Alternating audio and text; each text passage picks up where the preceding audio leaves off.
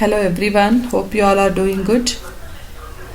So ನಾನಿವತ್ತು ನಿಮಗೆ ಸಂವಹನದ ಅರ್ಥ ಮತ್ತು ವ್ಯಾಪ್ತಿ ಅನ್ನುವಂತಹ ಒಂದು ಚಾಪ್ಟರ್ ಅನ್ನ ಈ ಮುಖಾಂತರ ರೆಕಾರ್ಡ್ ಮಾಡೋ ಮುಖಾಂತರ ನಿಮಗೆ ಕಳಿಸುವಂತಹ ಒಂದು ಸಣ್ಣ ಪ್ರಯತ್ನ ಇದು. ಆನ್ಲೈನ್ ಕ್ಲಾಸಸ್ ಮಾಡಬಹುದಿತ್ತು, ಆದರೆ ಆನ್ಲೈನಲ್ಲಿ ಅಷ್ಟೊಂದು ಕ್ಲಾರಿಟಿ ಬರೋದಿಲ್ಲ. ಮತ್ತೆ ನಾನು ಈ ಥರ ಸೋರ್ಸ್ ಕೊಡೋದ್ರಿಂದ ನೀವು ಮತ್ತೆ ತೆಗೆದು ಮತ್ತೆ ಓದಬಹುದು ಇದನ್ನ. ಮತ್ತೆ ಒಂದಷ್ಟು ಪಾಯಿಂಟ್ಸ್ನ ನಾನು PPT ಮುಖಾಂತರ ಕೊಡ್ತಾ ಇದ್ದೀನಿ. ಫಾರ್ ಎಕ್ಸಾಂಪಲ್ ನೋಡಿ ಈ ಥರ. ಸೊ ಇದನ್ನ ನೀವು ಒಂದು ಪಾಯಿಂಟ್ಸ್ನ ಅಷ್ಟೇ ನೀವು ನೆನಪಲ್ಲಿ ಇಟ್ಕೊಂಡ್ರೆ ಎಕ್ಸಾಮಲ್ಲಿ ಕೂತ್ಕೊಂಡು ಆರಾಮಾಗಿ ಬರಿಬೋದು. ಹಿನ್ನೆಲೆ ಮುನ್ನೆಲೆ ಎಲ್ಲ ಸೇರಿ ನಿಮ್ಗೆ ಗೊತ್ತಿರೋವೆಲ್ಲ ಸೇರಿ ಆರಾಮಾಗಿ ಬರೀಬಹುದು. ಹಾಗಾಗಿ ಕಷ್ಟಪಟ್ಟು ಇದನ್ನ ಮಾಡಿದ್ದೀನಿ. ದಯವಿಟ್ಟು ನೆಗ್ಲೆಕ್ಟ್ ಮಾಡಕ್ ಹೋಗ್ಬೇಡಿ. Hope you all are use ಮಾಡ್ಕೋತೀರಾ ಇದನ್ನ ಅನ್ನೋ ಒಂದು ಕಾನ್ಫಿಡೆಂಟ್ ನನಗಿದೆ. ಯು ಡೂ ಇಟ್, ನೀವು ಮಾಡೇ ಮಾಡ್ತೀರಾ. Okay, come to the point. ಸಂವಹನ ಅಂದ್ರೆ ಏನು? ಸಂವಹನ ಅಂದ್ರೆ it's nothing but communication. Communication ಅಂದ್ರೆ ಏನು? ನಾವು ಒಬ್ಬರ ಜೊತೆ ಮಾತಾಡಬೇಕು ಅಂತಂದ್ರೆ ಅದು ಯಾವ ರೀತಿಯಲ್ಲಿ ಒಂದು ಭಾವನಾತ್ಮಕವಾಗಿನೋ ಅಥವಾ ಒಂದು ಸಾಮಾಜಿಕವಾಗಿ ಆರ್ಥಿಕವಾಗಿ ಹೇಗೋ ನಮ್ಮಲ್ಲಿರುವಂತಹ ವಿಚಾರಗಳನ್ನ ಇನ್ನೊಬ್ಬರಿಗೆ ಹಂಚ್ಕೋಬೇಕು ಅಂತ ಹೇಳಿದ್ರೆ ದೆರ್ ಈಸ್ ಕಾಲ್ ಲೈಕ್ ಒಂದು ಕಮ್ಯುನಿಕೇಶನ್ ಅದು ಇರಲೇಬೇಕಾಗುತ್ತೆ, ಒಂದು ಮೀಡಿಯಾ. ಅದನ್ನ ನಾವು ಸಂವಹನ ಅಂತ ಕರಿತೀವಿ.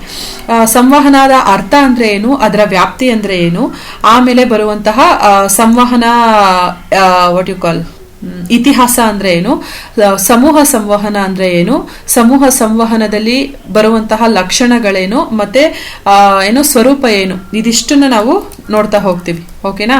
ನಿಮ್ಗೆ ಇಂಗ್ಲಿಷಲ್ಲಿ ಹೇಳ್ಬೇಕಾ ಇನ್ನೊಂದ್ಸರಿ? Communication, what is the communication, history of the communication and features of the communication and total ಒಂದು ಕನ್ಕ್ಲೂಷನ್. ಇದಿಷ್ಟನ್ನ ಸೇರಿಸಿದ್ರೆ ಸಂವಹನದ ಅರ್ಥ ಮತ್ತೆ ವ್ಯಾಪ್ತಿ ನಮ್ಗೆ ಸಿಗ್ತಾ ಹೋಗುತ್ತೆ. ಹಿಂದೆ ಸಂವಹನ ಇದನ್ನ ಬರೆದಿರೋದು ಡಾಕ್ಟರ್ DV ಪರಮಶಿವ ಮೂರ್ತಿ. ಹಿಂದೆ ಸಂವಹನಕ್ಕೆ ಒಂದು ಬೇರೆ ಅರ್ಥ ಆಯಿತು. ಅದನ್ನ ನಾವು ಸಂಪರ್ಕ ಅಂತ ಕರಿತಾ ಇರ್ತೀವಿ. ಸಂಪರ್ಕ ಹೇಗೆ ಸಂವಹನವಾಗಿ ಕನ್ವರ್ಟ್ ಆಗ್ತಾ ಬಂತು? ಸಂಪರ್ಕ ಅಂದರೆ ಒಂದು ಕಡೆಯಿಂದ ಮತ್ತೊಂದು ಕಡೆಗೆ ಏರ್ಪಡಿಸುವಂತಹ ಒಂದು ಕ್ರಿಯೆಯನ್ನ ಸಂಪರ್ಕ ಅಂತ ಕರಿತೀವಿ. ಸಂವಹನಕ್ಕಿಂತ ಸಂಪರ್ಕ ಎಂಬ ಪದ ಸುಲಭವಾಗಿತ್ತು. ಓಕೆ, ಅಂದ್ರೆ ಅದರ ವ್ಯಾಪ್ತಿ, ಸಂಪರ್ಕದ ವ್ಯಾಪ್ತಿ ತುಂಬಾ ಚಿಕ್ಕದಾಗ್ತಾ ಹೋಯ್ತು. ಕಾಲ ಕಳೆದಂತೆ ಏನಾಯ್ತಪ್ಪ ಅಂದ್ರೆ ಸಂಪರ್ಕದ ಸಂಶೋಧನೆಗಳು ಬೆಳೆಯಕ್ಕೆ ಪ್ರಾರಂಭ ಆಯ್ತು. ಸಂಪರ್ಕದ ಸಂಶೋಧನೆಗಳು ಬೆಳೆದು ಸಂಪರ್ಕದ ಅರ್ಥ ಅನ್ನುವಂತಹದ್ದು ಕುಗ್ಗಿ ಹೋಯ್ತು. ಅಂದ್ರೆ ಸಂಪರ್ಕದ ಸ್ಥಾನದಲ್ಲಿ ಸಂವಹನ ಅನ್ನುವಂತಹದ್ದು ಬೆಳೆಯಕ್ಕೆ ಪ್ರಾರಂಭವಾಯಿತು. ಸಂಪರ್ಕದ ಕಾರ್ಯವ್ಯಾಪ್ತಿ, ಕಾರ್ಯಕ್ಷೇತ್ರ ವಿಸ್ತಾರವಾಯಿತು. ಇದು ಇಡೀ ಸಮಾಜವನ್ನೇ ವ್ಯಾಪಿಸಿತು. ಸಂಪರ್ಕ ಸಾಧನವು ಬೆಳೆದು ಸಾಂಸ್ಕೃತಿಕವಾಗಿ, ಶೈಕ್ಷಣಿಕವಾಗಿ, ಆರ್ಥಿಕವಾಗಿ ಎಲ್ಲಾ ಕ್ಷೇತ್ರಗಳಲ್ಲಿ ತನ್ನ ಕಬಂಧ ಬಾಹುಗಳನ್ನು ವಿಸ್ತರಿಸೋದಕ್ಕೆ ಪ್ರಾರಂಭ ಆಯಿತು. ಅಂದ್ರೆ ಇಲ್ಲಿ ಮೊದಲಿನ ಅರ್ಥ ಸಂಪರ್ಕ ಇತ್ತು. ಓಕೆ, ಸಂವಹನಕ್ಕೆ ಹಿಂದೆ ನಾವು ಅದನ್ನ ಸಂಪರ್ಕ ಅಂತ ಕರಿತಾ ಇದ್ವಿ. ಕಾಲ ಕಳಿತಾ ಏನಾಯ್ತು?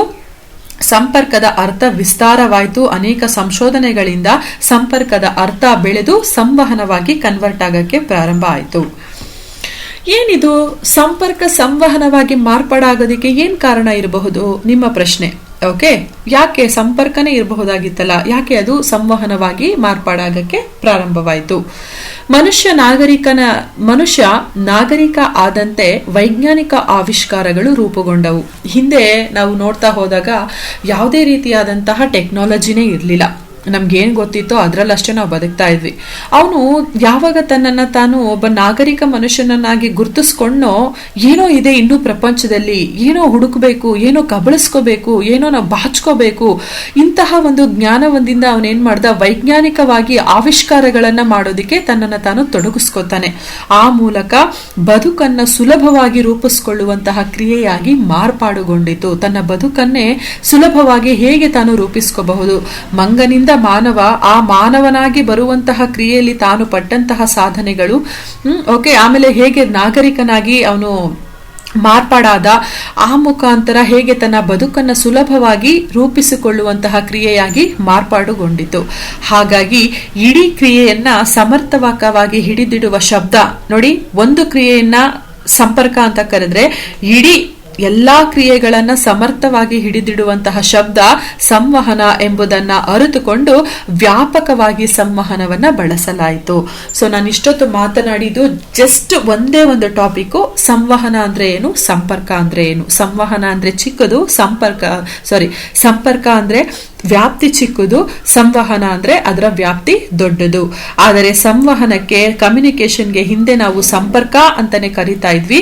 ಕಾಲ ಕಳೀತಾ ಕಳೀತಾ ಎಲ್ಲ ಆವಿಷ್ಕಾರಗಳು ಬದಲಾಗ್ತಾ ಮನುಷ್ಯ ನಾಗರಿಕನಾಗ್ತಾ ಆಗ್ತಾ ಸಂಪರ್ಕ ಅನ್ನುವಂತಹ ಪದ ಸಾಕಾಗ್ಲಿಲ್ಲ. ಹಾಗಾಗಿ ಸಂವಹನ ಅನ್ನುವಂತಹ ಪದವನ್ನ ನಾವು ಬಳಸಬೇಕಾಯ್ತು. ಈ ಸಂವಹನವನ್ನ ಇಂಗ್ಲಿಷ್ ಅಲ್ಲಿ ನಾವು ಕಮ್ಯುನಿಕೇಶನ್ ಅಂತಾನೂ ಸಹ ಕರಿತೀವಿ. ಅಂದ್ರೆ ಏನಿದು ಸಂವಹನ? ಸಂಪರ್ಕ ಅಂದ್ರೆ ನಾವು ನೋಡಿದ್ವಿ. ಹಾಗಾದ್ರೆ ಇಲ್ಲಿಂದ ಸ್ಟಾರ್ಟ್ ಆಗುತ್ತೆ. ವಾಟ್ ಈಸ್ ಸಂವಹನ? ಒಂದು ಕಡೆಯಿಂದ ಮತ್ತೊಂದು ಕಡೆಗೆ ಅಥವಾ ಒಬ್ಬರಿಂದ ಮತ್ತೊಬ್ಬರಿಗೆ ವಿವಿಧ ರೀತಿಯ ಸಂಕೇತಗಳ ಮೂಲಕ ವಿಚಾರಗಳು ಹರಡುವ ರೀತಿಯೇ ಸಂವಹನ. ನಾನಿಲ್ಲಿ ರೆಡ್ ಮಾರ್ಕ್ ಅಲ್ಲಿ ತೋರಿಸ್ತಾ ಇದ್ದೀನಲ್ವಾ, ವಿವಿಧ ರೀತಿ. ನಿಮ್ಗೆ ಪ್ರಶ್ನೆ ಆಗಬಹುದು, ಏನಿದು ವಿವಿಧ ರೀತಿ?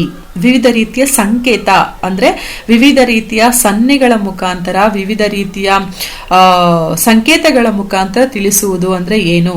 ಪಾಯಿಂಟ್ ನಂಬರ್ 1, ಸಂವಹನ ಅಂದ್ರೆ ಒಂದು ಕಡೆಯಿಂದ ಮತ್ತೊಂದು ಕಡೆಗೆ ಅಥವಾ ಒಬ್ಬರಿಂದ ಮತ್ತೊಬ್ಬರಿಗೆ ವಿವಿಧ ರೀತಿಯ ಸಂಕೇತಗಳ ಮೂಲಕ ವಿಚಾರಗಳನ್ನ ವಿನಿಮಯ ಮಾಡ್ಕೊಳ್ಳೋದು, ವಿಚಾರಗಳನ್ನ ಹರಡಿಸ್ಕೊಳ್ಳುವಂತಹದೇ ಸಂವಹನ.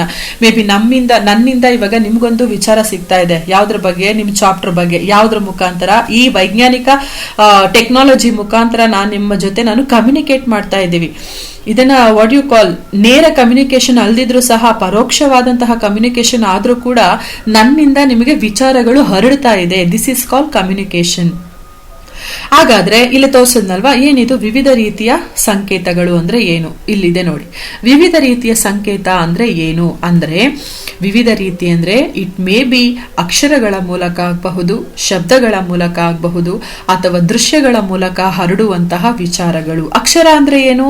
ಮೇ ಬಿ ಪುಸ್ತಕಗಳ ಮುಖಾಂತರ, ಅಥವಾ may be what ever hard disk ಅಂತ ಏನಂತ ಕರಿತೀವಿ, ಹಾರ್ಡ್ ಕಾಪೀಸ್ ಅಂತ ಏನಂತ ಕರಿತೀವಿ, ಅವುಗಳ ಮುಖಾಂತರ ಹರಡುವಂತಹದ್ದು. ಶಬ್ದಗಳ ಮುಖಾಂತರ, ಸೌಂಡ್ ಮುಖಾಂತರ ಒಂದಷ್ಟು ನಮಗೆ ಗೊತ್ತಿಲ್ದಿರ ಕಮ್ಯುನಿಕೇಶನ್ ಅನ್ನ ಸಹ ಮಾಡ್ತಾ ಇರ್ತೀವಿ. ಫಾರ್ ಎಕ್ಸಾಂಪಲ್, ಈಗ ರೋಡ್ ಅಲ್ಲಿ ನಡ್ಕೊಂಡು ಹೋಗ್ತಾ ಇರ್ತೀರಾ, ಯಾರೋ ಒಬ್ರು ಇಮಿಡಿಯೇಟ್ ಆಗಿ ಹಿಂದೆ ಜೋರಾಗಿ ಶಿಳ್ಳೆ ಹಾಕ್ತಾರೆ ಅಂತ ತಿಳ್ಕೊಳ್ಳಿ. ಶಿಳ್ಳೆ ಹಾಕಿದ ತಕ್ಷಣ ನಮಗ್ ಗೊತ್ತಿರೋದಿಲ್ಲ, ಆದ್ರೂ ನಾವ್ ಯಾಕೆ ಹಿಂದೆ ತಿರುಗಿ ನೋಡ್ತೀವಿ?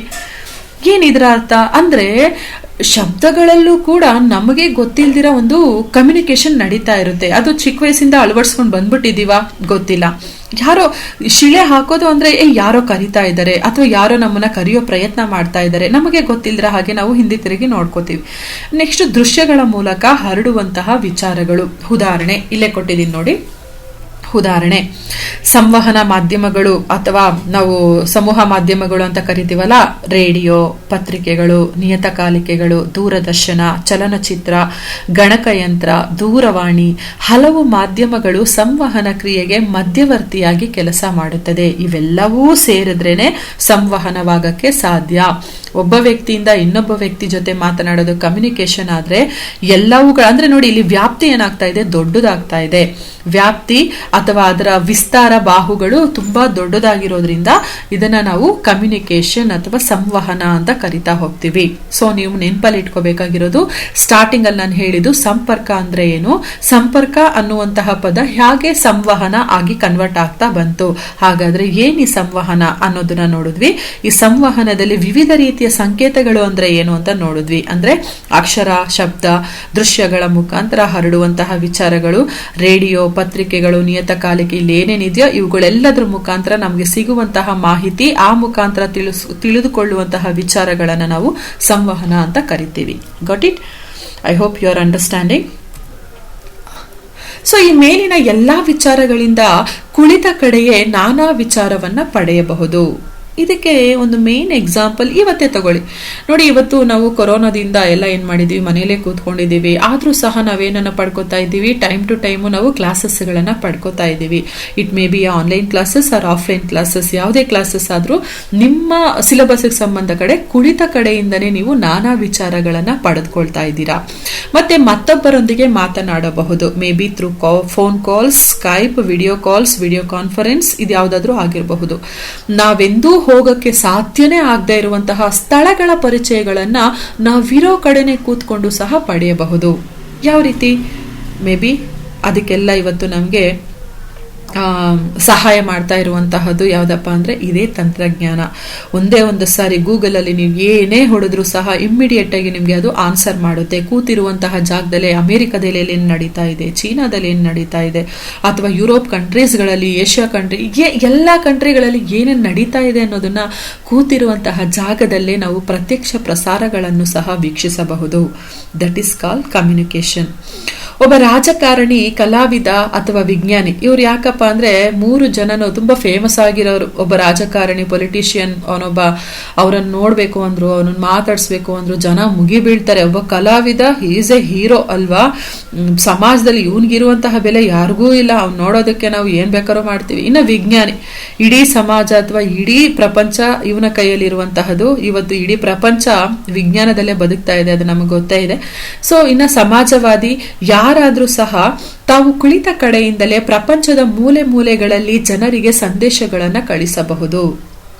ಮಾಸ್ ಕಮ್ಯುನಿಕೇಶನ್, ಗ್ರೂಪ್ ಕಮ್ಯುನಿಕೇಶನ್, ಕೂತಿರುವಂತಹ ಜಾಗದಲ್ಲೇ ತಾನಿದ್ದಂತಹ ಕಡೆಯಿಂದ ಇನ್ನೊಂದು ಕಡೆಗೆ ತಾನು ಎಷ್ಟೇ ದೂರ ಆಗಿದ್ರೂ ಕೂಡ ಸಂದೇಶಗಳನ್ನ ಕಳುಹಿಸಬಹುದು. ನೋಡುವವರು ಇವರು ಪಕ್ಕದಲ್ಲಿರುವರು ಎಂಬಂತೆ ಪ್ರತಿಕ್ರಿಯಿಸಲೂಬಹುದು ಅಲ್ವಾ. ನೋಡಿ, ಈಗ ಫಾರ್ ಎಕ್ಸಾಂಪಲ್ ನಾವು ವಾಟ್ಸಪ್ ಅಲ್ಲಿ ಗ್ರೂಪ್ ಅಲ್ಲಿ ಮೆಸೇಜಸ್ ಮಾಡ್ತೀವಿ, ಅಥವಾ ಬೇರೆ ಯಾವುದೋ ಒಂದು ಆಪ್ ಮುಖಾಂತರ ಅವ್ರು ಎಷ್ಟೇ ದೂರ ಇದ್ರು ಇಮಿಡಿಯೇಟ್ ಆಗಿ ಅವರು ಪ್ರತಿಕ್ರಿಯಿಸಿದಾಗ ಪಕ್ಕದಲ್ಲೇ ಇದಾರೇನೋ ಅವರು ಅನ್ನೋ ರೀತಿಯಲ್ಲಿ ನಮಗೆ ಕಾಣಿಸ್ತಾ ಹೋಗ್ತಾ ಹೋಗುತ್ತೆ. ನೋಡಿ, ಈ ಚಾಪ್ಟರ್ ಬಂದಿರೋದು ಎಷ್ಟೇ ವರ್ಷಗಳಾದ್ರೂ ಕೂಡ ಇವತ್ತಿಗೆ ನಾವು ಪ್ರಸ್ತುತಕ್ಕೆ ಇದು ನಮಗೆ ತುಂಬಾ ಚೆನ್ನಾಗಿ ಮ್ಯಾಚ್ ಆಗುವಂತಹ ಸಿಚುವೇಶನ್ ಅಲ್ಲಿ ಇವತ್ತು ನಾವಿದ್ದೀವಿ. ಇದನ್ನೆಲ್ಲಾನು ನಾವು ವಿವಿಧ ರೀತಿಯ ಸಂಕೇತಗಳು ಅಂತ ಕರಿತೀವಿ. ಇಲ್ಲಿ ನಾನು ಹೇಳಿದ್ನಲ್ಲ, ಉದಾಹರಣೆ ಕೊಡ್ತಾ ಇದ್ದೀನಲ್ವಾ, ಇವುಗಳಾದ್ಮೇಲೆ ಇವನ್ ತಗೋಬೇಕು. ಈ ಎಲ್ಲಾ ಮೇಲಿನ ವಿಚಾರಗಳಿಂದ ಕುಳಿತ ಕಡೆ ನಾವು ಯಾವ ರೀತಿ ವಿಚಾರಗಳನ್ನ ಪಡೆಯಬಹುದು, ಇದನ್ನ ನಾವು ಸಂವಹನ ಅಂತ ಕರಿತಾ ಹೋಗ್ತೀವಿ.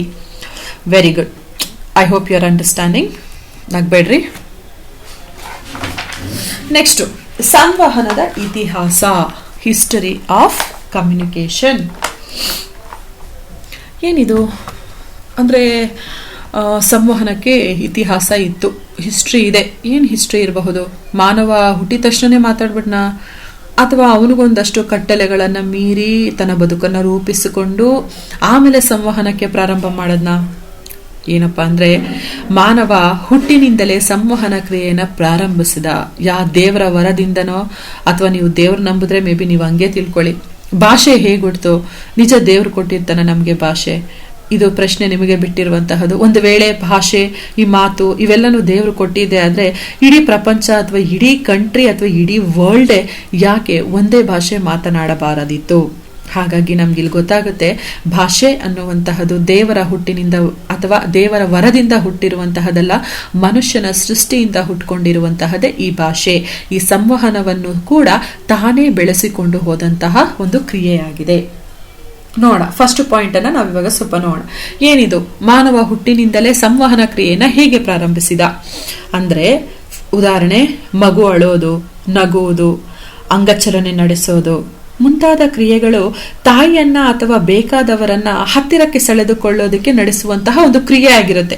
ಈಗ ಮಗು ಅಳ್ತಾ ಇರುತ್ತೆ ಅಂತ ತಿಳ್ಕೊಳ್ಳು, ಇಟ್ ಮೀನ್ಸ್ ವಾಟ್? ಏನು ಅದಕ್ಕೆ ಬೋರ್ ಆಗ್ತಾ ಇದೆ ಅಂತ ಅಳ್ತಾ ಇದೆಯಾ? ತನಗೆ ತನ್ನ ತಾಯಿಯ ಒಂದು ಮಡಿಲು ಬೇಕಾಗಬಹುದು. ಮೇ ಬಿ ಹಾಗಾಗಿ ಅದು ಮಾತಾಡಕ್ ಆಗೋದಿಲ್ಲ, ಅದು ಸನ್ನೆಗಳ ಮುಖಾಂತರ, ಶಬ್ದಗಳ ಮುಖಾಂತರ ಅಮ್ಮ ನೀನ್ ಬಾ ಅಂತ ಕರಿತಾ ಹೋಗುತ್ತೆ. ಸೊ ದಿಸ್ ಇಸ್ ಕಾಲ್ ಸಂವಹನ. ಹಿಸ್ಟರಿ, ನಾನು ಮಾತಾಡ್ತಾ ಇರೋದು ಹಿಸ್ಟರಿ. ಆ ಮುಖಾಂತರ ಸಂವಹನ ಮೇ ಬಿ ಬೆಳ್ಕೊಂಡ್ ಬಂದಿರಬಹುದು.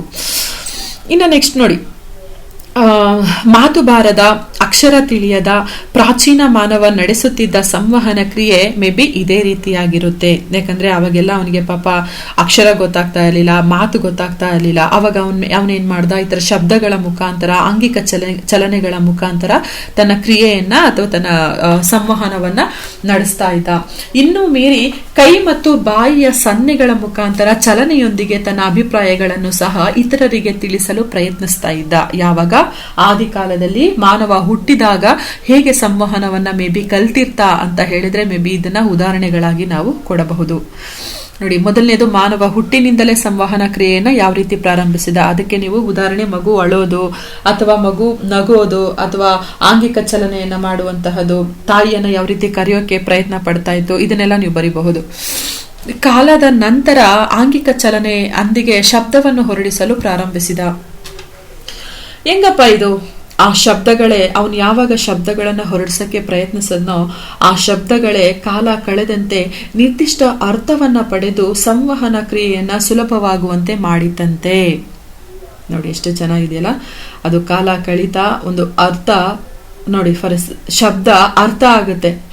ಒಂದು ಶಬ್ದ, ಆ ಶಬ್ದಕ್ಕೆ ಅರ್ಥ ಸಿಕ್ತಾಗ ಅದು ಸಂವಹನದ ಜೇಬಲ್ ಬಿದ್ದಂಗೆ, ಓ ಇದು ಒಂದು ಪಾಯಿಂಟ್ ಸಿಕ್ತಪ್ಪ ನಮ್ಗೆ ಅಂದ್ರೆ ಶಬ್ದಗಳ ಮುಖಾಂತರ ಅರ್ಥಗಳನ್ನು ಸಹ ನಾವು ಕಟ್ಕೋಬಹುದು ಅನ್ನುವಂತಹದ್ದು ಅವ್ರಿಗೆ ಗೊತ್ತಾಗ್ತಾ ಹೋಯ್ತು. ಆ ಮುಖಾಂತರ ಅದು ಆ ಶಬ್ದಗಳೇ ಮಾತು ಅಥವಾ ಭಾಷೆಯಾಯಿತು. ಈ ಮಾತುಗಳನ್ನ ಕಾಲಕ್ರಮೇಣ ಚಿತ್ರಗಳ ಮೂಲಕ ತೋರಿಸಲು ಪ್ರಾರಂಭಿಸಿದರು. ಇದು ನಂತರದ ದಿನಗಳಲ್ಲಿ ಅಕ್ಷರದ ಉದ್ಭವಕ್ಕೆ ನಾಂದಿಯಾಯಿತು. ವಾವ್, ಎಷ್ಟು ಚೆನ್ನಾಗಿದೆ ನೋಡಿ. ಒನ್ ಬೈ ಯಾವ ರೀತಿ ಕಾಣಿಸ್ತಾ ಇದೆ ಅಂತ. ಶಬ್ದಗಳು ಹೇಗೆ ಅರ್ಥ ಅಥವಾ ಭಾಷೆಯನ್ನ ಅಥವಾ ಮಾತನ್ನ ಪಡ್ಕೊಂತೋ ಆ ಮಾತುಗಳು ಕಾಲಕ್ರಮೇಣ ಚಿತ್ರ ರೂಪಗಳಾಗಿ ಕನ್ವರ್ಟ್ ಆಯ್ತು. ಅಂದ್ರೆ ಚಿತ್ರಗಳನ್ನ ಬರೆದು ಆ ಮುಖಾಂತರ ಅವರು ಕಮ್ಯುನಿಕೇಶನ್ ಮಾಡ್ತಾ ಇದ್ರು. ಆ ಚಿತ್ರ ನಂತರದ ದಿನಗಳಲ್ಲಿ ಅಕ್ಷರಗಳಾಗಿ ಪ್ರಾರಂಭವಾಯಿತು. ಮಾತು ಮತ್ತು ಅಕ್ಷರಗಳ ಹುಟ್ಟುವಿಕೆಯಿಂದ ಮಾನವನ ಸಮಗ್ರ ಇತಿಹಾಸವೇ ಬದಲಾಯಿತು. Very important line. ಯಾವಾಗ ಮಾತು ಮತ್ತು ಅಕ್ಷರ, ಇದನ್ನೇನಂತ ಕರಿತೀವಿ ನಾವು?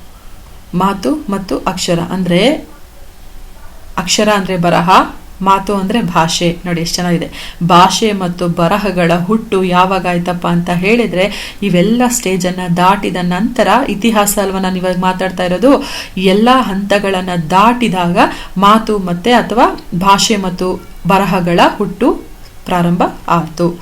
ಇದು ಮಾನವನ ಸತತವಾದ ನಿರಂತರವಾದ ಪ್ರಯತ್ನದಿಂದ ಮಾತ್ರವೇ ಸಾಧ್ಯವಾಯಿತೆ ಹೊರತು ದೇವರಿಂದ ಅಲ್ಲ.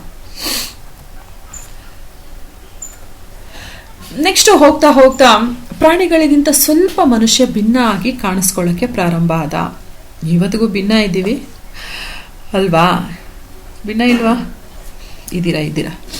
ಯೋಚನೆ ಶಕ್ತಿಯನ್ನ ಪಡೆದುಕೊಂಡ, ಆಲೋಚನೆ ಶಕ್ತಿಯನ್ನ ಇನ್ನಷ್ಟು ಉಲ್ಬಣಗೊಳಿಸ್ಕೊಂಡ. ಅಕ್ಷರ ಮತ್ತು ಮಾತು ಅಥವಾ ಭಾಷೆ ಮತ್ತು ಬರಹ ಎಂಬ ಜೋಡಿ ಕುದುರೆಯ ಮೇಲೆ ಮಾನವನ ನಾಗರಿಕತೆಯನ್ನ ಪ್ರಾರಂಭಿಸಿದ. ನಿಜರಿ, ಎಷ್ಟು ಚೆನ್ನಾಗಿದೆ, ಎಷ್ಟು ಅರ್ಥಗರ್ಭಿತವಾಗಿರೋ ಮಾತಪ್ಪ ಅಂತ ಹೇಳಿದ್ರೆ, ಒಬ್ಬ ಮನುಷ್ಯನಿಗೆ ಬರವಣಿಗೆ ಮತ್ತು ಭಾಷೆ ಗೊತ್ತಿದ್ರೆ, ಅಂದ್ರೆ ಒಬ್ಬ ಎಜುಕೇಟೆಡ್ ಆದ್ರೆ ಅವನಷ್ಟು ಯಾರೋ ಅವನಿಗೆ ನಾಗರಿಕತೆಯನ್ನ ಹೇಳೋ ಅವಶ್ಯಕತೆನೇ ಇಲ್ಲ. ಒಬ್ಬ ಅನ್ಎಜುಕೇಟೆಡ್ಗೂ ಒಬ್ಬ ಎಜುಕೇಟೆಡ್ಗೂ ಇರುವಂತಹ ವ್ಯತ್ಯಾಸನೇ ಇದು. ಅದಕ್ಕೆ ಅಲ್ವಾ ಇವತ್ತಿನ ಕಾಲದಲ್ಲಿ ಯಾಕೆ ಶಿಕ್ಷಣ ಅನ್ನೋದು ಅಷ್ಟೊಂದು ಮಹತ್ವದ ಸ್ಥಾನವನ್ನ ಪಡ್ಕೊಂಡಿದೆ. ಒಬ್ಬ ಭಿಕ್ಷೆ ಎತ್ತುವಂತವನು ಕೂಡ ನಾಳೆ ದಿನ ನನ್ನ ಮಗ ಅಥವಾ ಮಗಳಾದವಳು ಅಕ್ಷರ ಜ್ಞಾನವನ್ನ ಯಾಕೆ ಪಡ್ಕೋಬೇಕು? ಅಕ್ಷರ ಜ್ಞಾನಕ್ಕಿರುವಂತಹ ಶಕ್ತಿ ಎಂತಹದು ಅಂತ ಹೇಳಿದ್ರೆ ಇದೆ ಅಂತ ಹೇಳಿದ್ರೆ ತಪ್ಪಾಗೋದಿಲ್ಲ. ಮಾನವನ ನಾಗರಿಕತೆಯನ್ನ ಕಳಿಸ್ತೈತೆ. ಅದೇ ರೀತಿಯಲ್ಲಿ ಅಕ್ಷರ ಜ್ಞಾನ ಮತ್ತು ಭಾಷೆ ಈ ಎರಡು ಬಂದ ಮೇಲೆ ಮನುಷ್ಯ ಸ್ವಲ್ಪನೇ ನಾಗರಿಕತೆಯನ್ನ ಪ್ರಾರಂಭಿಸಿದ. ನಂತರ ಲೋಕದಲ್ಲಿ ತ್ರಿವಿಕ್ರಮನಾಗಿ ಬೆಳೆದು ಭೂಮಿ ಆಕಾಶಗಳನ್ನು ಆಕ್ರಮಿಸಿಕೊಂಡ. ಯಾವ ದೇವರು? ಕಣ್ಣು ಕಾಣದೇ ಇರುವಂತ ದೇವರಲ್ಲ. ಇದೆಲ್ಲ ಬೆಳೆದ ತದನಂತರದಲ್ಲಿ ತಾನೇ ಲೋಕದಲ್ಲಿ ತ್ರಿವಿಕ್ರಮನಾಗಿ ಅವನೇ ಎಲ್ಲವಾಗಿ ಬೆಳೆದು ಇವತ್ತು ಭೂಮಿ ಆಕಾಶಗಳನ್ನ ಆಕ್ರಮಿಸಿಕೊಂಡಿದ್ದಾನೆ. ಏನು ಹಾಗಾದ್ರೆ? ಭೂಮಿಯನ್ನ ಆಲ್ಮೋಸ್ಟ್ ನಾವು ಆಕ್ರಮಿಸ್ಕೊಂಡ್ಬಿಟ್ಟಿದೀವಿ. ಇನ್ನು ಆಕಾಶಗಳನ್ನ ಅಂದ್ರೆ ಆಕಾಶ ಯಾತ್ರೆಗಳನ್ನ, ಗಗನ ಯಾತ್ರೆಗಳನ್ನ ಮಾಡಿ ಅಲ್ಲೂ ಒಂದಷ್ಟು ಸಂಶೋಧನೆಗಳನ್ನ ಮಾಡಿ ಒಂದಷ್ಟು ಗ್ರಹಗಳಿಗೆ ಹೋಗಿ ಬರ್ತಾ ಇದ್ದಾನಪ್ಪ ಅಂತ ಹೇಳಿದ್ರೆ ಮನುಷ್ಯನ ಸತತ ನಿರಂತರದ ಪ್ರಯತ್ನದ ಫಲವೇ ಆಗಿದೆ ಅಂತ ಹೇಳಿದ್ರೆ ತಪ್ಪಾಗೋದಿಲ್ಲ. ಇನ್ನು ನೆಕ್ಸ್ಟ್ ನೋಡೋಣ. ನಾವಿವಾಗ ಏನ್ ಮಾತಾಡ್ತಾ ಇರೋದು ಹೇಳಿ? ಯಾವ್ದ್ರ ಬಗ್ಗೆ ಮಾತಾಡ್ತಾ ಇದ್ದೀವಿ ಹೇಳಿ? ಯಾರೋ ಒಬ್ರೋ ಇಬ್ರು ಆನ್ಸರ್ ಮಾಡ್ತಾ ಇದ್ದೀರಾ. ಎಸ್, ಹಿಸ್ಟ್ರಿ ಬಗ್ಗೆ ಮಾತಾಡ್ತಾ ಇದ್ದೀವಿ. ಯಾವ ಹಿಸ್ಟ್ರಿ?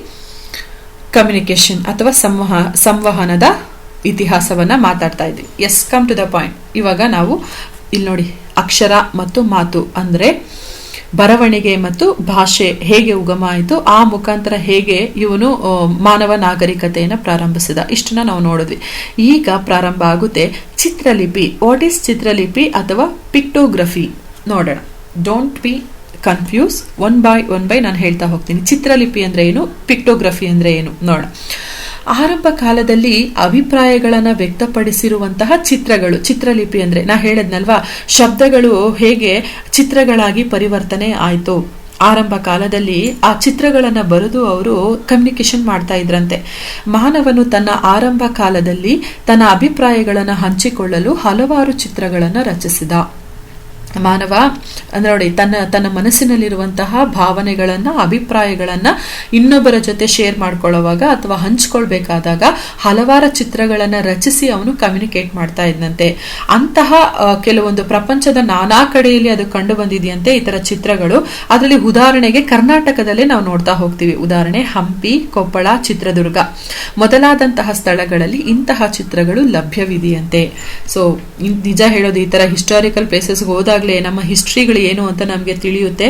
ನಾವ್ ಹೇಳ್ತೀವಿ ಅಯ್ಯೋ ಕರ್ನಾಟಕ ಕನ್ನಡ ಅಂದ್ರೇನೆ ನಿಮ್ಮ ಮಕ್ಕಳು ಸಪ್ಪೆ ಮುಖ ಆಗ್ಬಿಡುತ್ತೆ. ಇದನ್ನ ಕೇಳ್ಕೊಳಕ್ಕೂ ಕೆಲವೊಂದಷ್ಟು ಜನ ಹೆಡ್ಸೆಟ್ ಹಾಕೊಂಡು ನಿದ್ದೆ ಮಾಡ್ಕೊಂಡು ಕೇಳ್ತಾ ಇರ್ತೀರಾ ಅಂತಾನು ಗೊತ್ತು. ಬಟ್ ಇದು ಇಂಟ್ರೆಸ್ಟ್ ಇದ್ದಾಗ ನಮ್ಗೆ ಒಂದ್ ರೀತಿ ಚೇತನವನ್ನ ಕೊಡುತ್ತೆ. ಒಂಥರ ಹಿಂಗಿತ್ತ ನಮ್ಮ ಇತಿಹಾಸ ಅನ್ನುವಂತಹ ವಾಟ್ ಯು ಕಾಲ್ ಅಷ್ಟು ಅಪ್ಪಟವಾಗಿರುವಂತಹದನ್ನ ನೋಡಿದಾಗ ನಿಜ ನಮ್ಗೆ ಹೆಮ್ಮೆ ಅನ್ಸೋದಕ್ಕೆ ಸ್ಟಾರ್ಟ್ ಆಗ್ತಾ ಹೋಗುತ್ತೆ.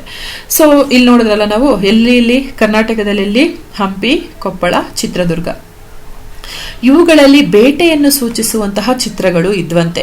ಮತ್ತೆ ಹಸು, ಗೂಳಿ, ಜಿಂಕೆ, ಮೀನು, ಸೂರ್ಯ ಮುಂತಾದ ಪದಗಳನ್ನು ಸೂಚಿಸುವಂತಹ ಚಿತ್ರಗಳು ಇದ್ವಂತೆ. ಇದನ್ನ ನಾವು ಆವಾಗ ಚಿತ್ರಲಿಪಿಗಳು ಅಂತ ಕರಿತಾ ಇದ್ವಿ. ಇಂಗ್ಲಿಷ್ ಅಲ್ಲಿ ಪಿಕ್ಟೋಗ್ರಫಿ ಅಂತ ಕರಿತಾ ಇದ್ವಿ. ನೆಕ್ಸ್ಟ್ ಪಾಯಿಂಟ್, ಭಾವಲಿಪಿ. ದೇರ್ ಆರ್ 3 ಲಿಪೀಸ್ ಕಾಲ್ ಚಿತ್ರಲಿಪಿ, ಭಾವಲಿಪಿ, ಅಕ್ಷರಲಿಪಿ. ಆಯ್ತಾ, ಹಿಸ್ಟ್ರಿಯಲ್ಲಿ ನಾವು ಮಾತಾಡ್ತಾ ಇರೋದು. ಸೊ ನಾವು ಚಿತ್ರಲಿಪಿಯನ್ನ ನೋಡಿದ್ವಿ, ಈಗ ಭಾವಲಿಪಿಯನ್ನ ನೋಡೋಣ. ಏನಿ ಭಾವಲಿಪಿ? ಐಡಿಯೋಗ್ರಫಿಕಲ್ ರೈಟಿಂಗ್ ಅಂತ ಕರಿತೀವಿ. ಐಡಿಯೋಗ್ರಫಿಕ್ ರೈಟಿಂಗ್, ಭಾವಲಿಪಿ. ಭಾವನೆಗಳನ್ನ ಸೂಚಿಸುವಂತಹ ಲಿಪಿಯೇ ಭಾವಲಿಪಿ. ಒಂದು ಚಿತ್ರವನ್ನು ಸೂಚಿಸದೆ ಅದರ ಮುಖಾಂತರ ಬೇರೆಯೇ ಅರ್ಥವನ್ನ ಸೂಚಿಸುವುದು.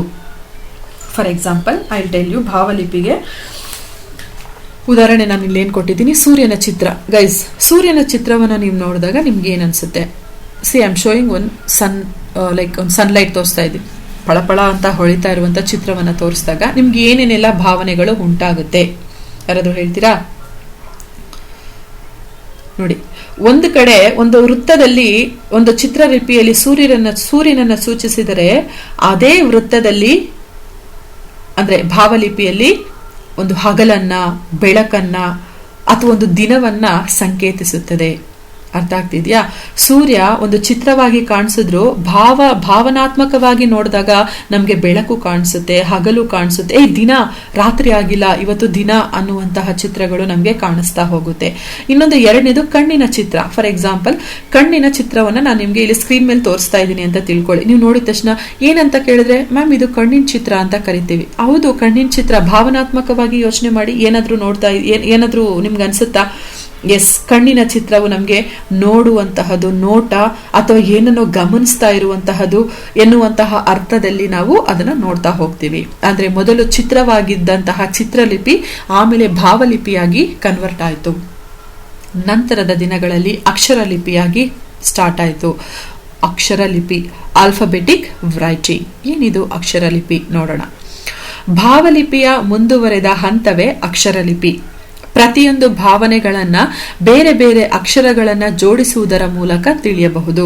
ಅಂದ್ರೆ ತಮಗನಿಸಿರುವಂತಹ ಭಾವನೆಗಳಿಗೆ ಒಂದು ರೂಪ ಬರಬೇಕು ಅಂತ ಹೇಳಿದ್ರೆ, ಆ ಭಾವನೆಗಳಿಗೆ ಇನ್ನೊಬ್ಬರಿಗೂ ಅಕ್ಷರಗಳ ಮುಖಾಂತರ ತಿಳ್ಕೋಬೇಕು ಅಂದ್ರೆ ಅಕ್ಷರಗಳನ್ನ ಜೋಡಿಸ್ಬೇಕಾಗುತ್ತೆ ಅಲ್ವಾ? ಅಂತಹ ರೀತಿಯಲ್ಲಿ ಹುಟ್ಕೊಂಡಿದೆ ಈ ಅಕ್ಷರಲಿಪಿ. ಏನಂತ ನೋಡೋಣ. ಅಕ್ಷರಲಿಪಿ, ಈ ಅಕ್ಷರ ಲಿಪಿಗಳಲ್ಲಿ 3 ರೀತಿಯಾದಂತಹ ಲಿಪಿಗಳನ್ನ ನಾವು ನೋಡಬಹುದು. ಇಲ್ಲಿ ಬರ್ದಿದ್ದೀನಿ ನೋಡಿ.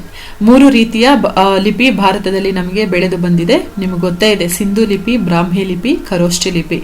ಇಂದಿನ ಭಾರತೀಯ ಲಿಪಿಗಳು, ಎಲ್ಲಾ ಸ್ಕ್ರಿಪ್ಚರ್ಸ್ ನಾವು ಇವತ್ತು ಬ್ರಾಹ್ಮಿ ಲಿಪಿಯಿಂದಲೇ ನಮಗೆ ಸಿಕ್ಕಿರುವಂತಹ ಸೋರ್ಸು ಅಂತ ಹೇಳಿದ್ರೆ ತಪ್ಪಾಗೋದಿಲ್ಲ. ಪ್ರತಿಯೊಂದು ಭಾರತೀಯ ಲಿಪಿಗಳೆಲ್ಲನೂ ಸಹ ನಮಗೆ ಬ್ರಾಹ್ಮಿ ಲಿಪಿಯಿಂದಲೇ ಲಭ್ಯವಾಗಿದೆ. ಹೀಗೆ ಈ ರೀತಿಯಾಗಿ ಮಾನವ ತನ್ನ ಕುಲದ ಬೆಳವಣಿಗೆಯೊಂದಿಗೆ ಅಕ್ಷರಗಳನ್ನ ಬೆಳವಣಿಗೆಗೊಂಡು ಅವನ ಸಂವಹನ ಕ್ರಿಯೆಗಳನ್ನ ನೆರವು ಮಾಡಿಸ್ಕೊಂಡ. ನೋಡಿ ಎಷ್ಟು ಚೆನ್ನಾಗಿದೆ ಅಲ್ವಾ. ಅಂದ್ರೆ ಹೋಗ್ತಾ ಹೋಗ್ತಾ ಮನುಷ್ಯ ಮಾನವ ಕುಲದ ಜೊತೆಗೆ ಅಕ್ಷರ ಲಿಪಿಗಳನ್ನ ಅದರ ಸಂವಹನವನ್ನು ಸಹ ಅವನು ಬೆಳೆಸ್ಕೊಂತಾ ಹೋಗ್ತಾನೆ. ಆನಂತರ ದಿನಗಳಲ್ಲಿ ಪುಸ್ತಕಗಳು, ಪತ್ರಿಕೆಗಳು, ನಿಯತಕಾಲಿಕೆಗಳು, ಪೇಜರ್ಗಳು ಮುಂತಾದ ಅಕ್ಷರ ರೂಪದ ಸಂವಹನಗಳು ಮಾಧ್ಯಮವಾಗಿ ಕನ್ವರ್ಟ್ ಆಗುತ್ತೆ. ರೇಡಿಯೋ, ದೂರವಾಣಿ, ಧ್ವನಿ ಸುರುಳಿ, ವಾಕಿ ಟಾಕಿ ಮೊದಲಾದ ಎಲ್ಲವೂ ಕೂಡ ಶಬ್ದ ರೂಪದ ಸಂವಹನ ಮಾಧ್ಯಮಗಳಾಗಿ ನಮ್ಗೆ ಕಾಣಿಸ್ತಾ ಹೋಗುತ್ತೆ. ಇನ್ನು ದೂರದರ್ಶನ, ಗಣಕಯಂತ್ರ, ಚಲನಚಿತ್ರ, ಚಿತ್ರಸುರುಳಿ ಮುಂತಾದವು ಕೂಡ ದೃಶ್ಯ ರೂಪದಲ್ಲಿ ಸಿಗುವಂತಹ ಸಂವಹನ ಮಾಧ್ಯಮಗಳಾಗಿ ಕನ್ವರ್ಟ್ ಆಗ್ತಾ ಬಂತು. ಈ ಮೂರನ್ನ ಇಟ್ಕೊಂಡು, ಒಂದು ಅಕ್ಷರಲಿಪಿ, ಭಾವಲಿಪಿ ಮತ್ತೆ ಇನ್ನೊಂದು ಯಾವುದು ಚಿತ್ರಲಿಪಿ, ಈ ಮೂರನ್ನ ಇಟ್ಕೊಂಡು ಮುಂದಿನ ದಿನಗಳಲ್ಲಿ ಬೆಳವಣಿಗೆಗಳು ಈ ರೀತಿ ಆಗ್ತಾ ಬಂತು. ಇವಾಗ ಇಷ್ಟೊತ್ತು ಏನು ಹೇಳಿದೆ ಅದೆಲ್ಲ ಬಂತು. ಇನ್ನು next very important and last stage ಅಲ್ಲಿ ಇದ್ದೀವಿ. Don't worry, I am gonna finish it soon. So last stage ಅಲ್ಲಿ ಇದ್ದೀವಿ. ಸಮೂಹ ಸಂವಹನ ಅಂದ್ರೆ ಏನು? ಸಮೂಹ, ಮಾಸ್ ಸಂವಹನ, ಕಮ್ಯುನಿಕೇಶನ್, ಮಾಸ್ ಕಮ್ಯುನಿಕೇಶನ್. ಹಾಗಂದ್ರೆ ಏನು ನಿಮಗೆಲ್ಲ ಗೊತ್ತೇ ಇದೆ. ಒಂದು ಗುಂಪು, ಸಮೂಹ ಅಂದ್ರೆ ಗುಂಪು. ಆಮೇಲೆ ಗುಂಪಿನಲ್ಲಿ ಹೆಚ್ಚು ಜನರಿದ್ದು ಅವರು ವಿವಿಧ ರೀತಿಯ ವಿವಿಧ ವಯಸ್ಸಿನವರಾಗಿರುತ್ತಾರೆ. ಇಂತಹ ಹಲವು ವ್ಯಕ್ತಿಗಳನ್ನ, ಹಲವು ಗುಂಪುಗಳನ್ನ ಅಥವಾ ಹಲವು ಸಮಾಜವನ್ನ ದೃಷ್ಟಿಯಲ್ಲಿಟ್ಟುಕೊಂಡು ನಡೆಸುವ ಸಂವಹನ ಕ್ರಿಯೆಗೆ ಸಮೂಹ ಸಂವಹನ ಎಂದು ಕರೆಯುತ್ತಾರೆ. ಎಲ್ಲದಕ್ಕೂ ನಮ್ದೇ ಉದಾಹರಣೆ ಕೊಡ್ತೀನಿ. ಈಗ ನಾನು ಈ ವಿಡಿಯೋನ ನಿಮ್ ಗ್ರೂಪ್ ಪೋಸ್ಟ್ ಮಾಡ್ತೀನಿ. ಆ ಗ್ರೂಪ್ ಅಲ್ಲಿರೋ ನೀವೆಷ್ಟೋ ಜನನು ಸಹ ಇದರ ಜೊತೆ ಕಮ್ಯುನಿಕೇಟ್ ಮಾಡ್ತೀರಾ. That is call also group communication ಅಂತ ಹೇಳಿದ್ರು ತಪ್ಪಾಗೋದಿಲ್ಲ. ಇನ್ನೂ ಸರಳವಾಗಿ, ಇನ್ನೂ ಕ್ಲಾರಿಫೈ ಆಗಿ ಹೇಳಬೇಕು ಅಂದ್ರೆ, ಒಂದೇ ಕಾಲದಲ್ಲಿ, ಏಕಕಾಲದಲ್ಲಿ ಅತಿ ಹೆಚ್ಚು ಜನರಿಗೆ ತಲುಪುವಂತಹ ಮಾಹಿತಿಗಳನ್ನ ನಾವು ಸಮೂಹ ಸಂವಹನ ಅಂತ ಕರಿತಾ ಹೋಗ್ತೀವಿ. ಕ್ಲಿಯರ್? Got it? ಎಸ್. ಇಲ್ಲಿ ಈ ಸಮೂಹ ಸಂವಹನದಲ್ಲಿ ಯಾವುದೋ ಒಬ್ಬ ವ್ಯಕ್ತಿಯನ್ನಾಗಲಿ ಅಥವಾ ಒಂದು ಗುಂಪನ್ನಾಗಲಿ ಅಥವಾ ಒಂದು ನಿರ್ದಿಷ್ಟವಾದ ಸಮಾಜಕ್ಕಾಗಲಿ ಸಂವಹನ ಕ್ರಿಯೆ ನಡೆಯುವುದಿಲ್ಲ. ಅಂದ್ರೆ ನಾವು ಪಾರ್ಶಾಲಿಟಿ ಮಾಡ್ತೀವಿ, ಮತ್ತೆ ಜಾತೀಯತೆ ಇರುತ್ತೆ, ಸಮೂಹ ಸಂವಹನದಲ್ಲಿ ಭೇದ ಭಾವ ಇರುತ್ತೆ. ಇವ್ಯಾವುದಕ್ಕೂ ಕೂಡ ಸಮೂಹ ಸಂವಹನದಲ್ಲಿ ಜಾಗ ಇರೋದಿಲ್ಲ. For example, I tell you one example. ಪತ್ರಿಕೆಗಳನ್ನು ತಗೊಳ್ಳಿ. ಪತ್ರಿಕೆಗಳು ಏಕಕಾಲದಲ್ಲಿ ಅಟ್ ಎ ಟೈಮ್ ಲಕ್ಷಾಂತರ ಜನರಿಗೆ ತಲುಪಿಸುತ್ತೆ. ಏನನ್ನ? ಸುದ್ದಿಯನ್ನ. ಅದೇ ರೀತಿ ರೇಡಿಯೋ ತಗೊಳ್ಳಿ. ರೇಡಿಯೋ ಬಿತ್ತರಿಸುವ ಕಾರ್ಯಕ್ರಮಗಳನ್ನ ಏಕಕಾಲದಲ್ಲಿ ನಾಡಿನಾದ್ಯಂತ ಆಲಿಸಬಹುದು. ಅದೇ ರೀತಿ ದೂರದರ್ಶನ, ಪತ್ರಿಕೆಗಳು, ರೇಡಿಯೋ ಮತ್ತೆ ದೂರದರ್ಶನಗಳು ಇವು ತೋರಿಸುವಂತಹ ಕಾರ್ಯಕ್ರಮಗಳು ಒಂದೇ ವೇಳೆಯಲ್ಲಿ ಲಕ್ಷಾಂತರ ಜನರು ವೀಕ್ಷಿಸುತ್ತಾರೆ. ಇಟ್ ಮೇ ಬಿ ನೇರ ಪ್ರಸಾರ ಆಗಬಹುದು ಅಥವಾ ಆಫ್ಲೈನ್ ಅಲ್ಲಿ ಮಾಡುವಂತಹದ್ದಾಗಬಹುದು, ಅದರ ಜನರಿಗೆ ಅವೇರ್ನೆಸ್ ಕ್ರಿಯೇಟ್ ಮಾಡುವಂತಹದಾಗ ಯಾವುದಾದ್ರೂ ಆಗಬಹುದು. ಸೊ ಒಂದೇ ಕಾಲದಲ್ಲಿ, ಒಂದೇ ಟೈಮ್ ಅಲ್ಲಿ ಹಲವಾರು ಜನ ಕೂತ್ಕೊಂಡು ನೋಡಿ ವಿಚಾರಗಳನ್ನ ಹಂಚ್ಕೋತಾರಲ್ವಾ, ದಟ್ ಈಸ್ ಮಾಸ್ ಕಮ್ಯುನಿಕೇಶನ್. ಮತ್ತೆ ಇನ್ನು ಚಲನಚಿತ್ರನು ನೀವು ಇದಕ್ಕೆ, ಸಿನಿಮಾನು ಕೂಡ ನೀವು ಇದಕ್ಕೆ ಏನ್ ಕೊಡ್ಬೋದು, ಉದಾಹರಣೆಯನ್ನ ಕೊಡಬಹುದು. ಕೂತ್ಕೊಂಡು ನೋಡ್ತಾರಲ್ಲ ಸಾವಿರಾರು ಜನ, ಹೋಗಿ ಥಿಯೇಟರ್ ಕೂತ್ಕೊಂಡು ಶಿಳ್ಳೆ ಹಾಕೊಂಡು ವಿಜಿಲ್ ಹಾಕೊಂಡು ನೋಡ್ತಿರಲ್ಲ. So that is also call mass communication.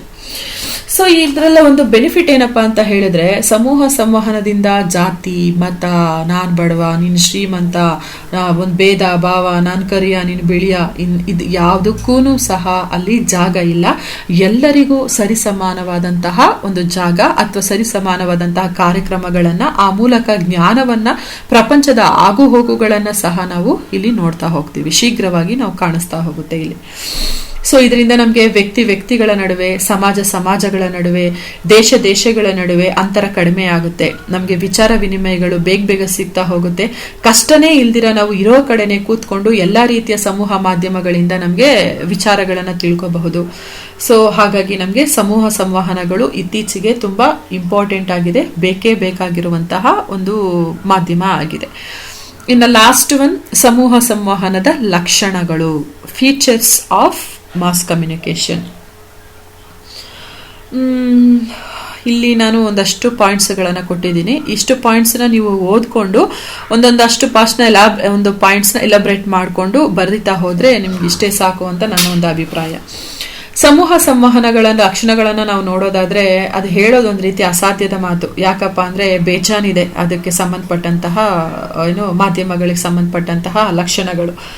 ಅದನ್ನ ಬಿಟ್ಟು ನಾವು ಒಂದು ಮೇಲ್ಮೇಲಕ್ಕೆ ನಾವು ನೋಡೋದಾದ್ರೆ, ಸಮೂಹ ಸಂವಹನವು ಏಕಕಾಲಕ್ಕೆ ಸಾವಿರಾರು ಜನರಿಗೆ ತಲುಪುತ್ತದೆ. ನಾ ಹೇಳಿಲ್ಲ, ಅದು ರಿಪೀಟ್ ಆಗ್ತಾ ಇರುತ್ತೆ. ಹಾಗೆ ನೋಡಿ, ಆ ಪಾಯಿಂಟ್ ಅನ್ನ ನೋಡಿದಾಗ ನೀವೇ ಅದ್ರೊಳಗಡೆ ಏನೋ ಒಂದು ಸಬ್ ಕಂಟೆಂಟ್ ಅನ್ನ ನೀವೇ ಬರ್ಕೋಬಹುದು. ಹೇಗೆ ಸಮೂಹ ಮಾಧ್ಯಮಗಳನ್ನ ನಾವು ಗಮನಿಸುವವರು ದೊಡ್ಡ ಸಂಖ್ಯೆಯಲ್ಲಿ ಇರ್ತಾರೆ. ರೇಡಿಯೋದ ಹಾಡುಗಳನ್ನ, ದೂರದರ್ಶನದ ವಾರ್ತೆಗಳನ್ನ, ಚಲನಚಿತ್ರಗಳನ್ನ ಒಂದೇ ಅವಧಿಯಲ್ಲಿ ಅತಿ ಹೆಚ್ಚು ಜನರು ಕೇಳುತ್ತಿರುತ್ತಾರೆ ಅಥವಾ ವೀಕ್ಷಿಸ್ತಾ ಇರ್ತಾರೆ. ಅಲ್ಲದೆ ಸಮೂಹ ಮಾಧ್ಯಮಗಳಲ್ಲಿ ವಿಷಯವು ಬಹಳ ಜನರನ್ನ ಗಮನದಲ್ಲಿಟ್ಟುಕೊಂಡು ಪ್ರಸಾರವಾಗುತ್ತೆ. ಕೆಲವೇ ಜನರನ್ನ ಗಮನದಲ್ಲಿಟ್ಟುಕೊಂಡು ಯಾವ ಸಮೂಹ ಮಾಧ್ಯಮಗಳು ಯಶಸ್ವಿಯಾಗಲು ಸಾಧ್ಯವಿಲ್ಲ. ಎಸ್, ಹಾಗಾಗಿ ಸಮೂಹ ಸಂವಹನವು ಏಕಕಾಲಕ್ಕೆ ಸಾವಿರಾರು ಜನರಿಗೆ ತಲುಪುವಂತಹ ಒಂದು ಮಾಧ್ಯಮವಾಗಿದೆ. ಈ ಎಲ್ಲಾ ಯಶಸ್ಸಿಗೂ ಕಾರಣ ಇದೇ ಸಾವಿರಾರು ಜನರು ಅಂತ ಹೇಳಿದ್ರು ತಪ್ಪಾಗೋದಿಲ್ಲ. ಇನ್ನು ಸಮೂಹ, ಮಹಿಳೆಯರು ಪುರುಷರು ಎಂಬ ಭೇದ ಭಾವ ಇಲ್ಲ, ಸಮಾನತೆ. ನಾನು ಆಗ್ಲೇ ಹೇಳದ್ನಲ್ಲ, ನೀನೊಬ್ಬ ಶ್ರೀಮಂತ ಅಥವಾ ನಾನು ಬಡವ, ನೀನು ಗುಡಿಸ್ಲಲ್ಲಿದ್ಯಾ, ನಾನು ಏನೋ ಇದ್ರಲ್ಲಿದ್ದೀನಿ, ಏನಪ್ಪ ಅದು ಬಿಲ್ಡಿಂಗ್ ಅಲ್ಲಿ ಇದ್ದೀನಿ, ಇವೆಲ್ಲ ಏನಿರೋದಿಲ್ಲ. ಮತ್ತೆ ವಯಸ್ಸು, ಇವೆಲ್ಲ ಏನು ಇರೋದಿಲ್ಲ.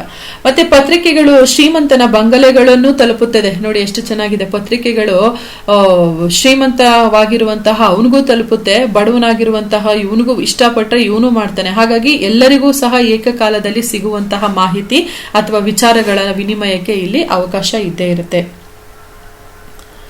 ಗ್ರಾಮ ನಗರ, ವಿದ್ಯಾವಂತ ಅವಿದ್ಯಾವಂತ ಅನ್ನುವಂತ ಭೇದನೂ ಇರೋದಿಲ್ಲ. ಸಮೂಹ ಮಾಧ್ಯಮಗಳು ಏಕಕಾಲದಲ್ಲಿ ಹಲವು ಮಟ್ಟದ ಜನರನ್ನ ತನ್ನೆಡೆಗೆ ಸೆಳೆದುಕೊಳ್ಳುವಂತಹ ಪ್ರಯತ್ನದಲ್ಲಿ ಇರುತ್ತೆ.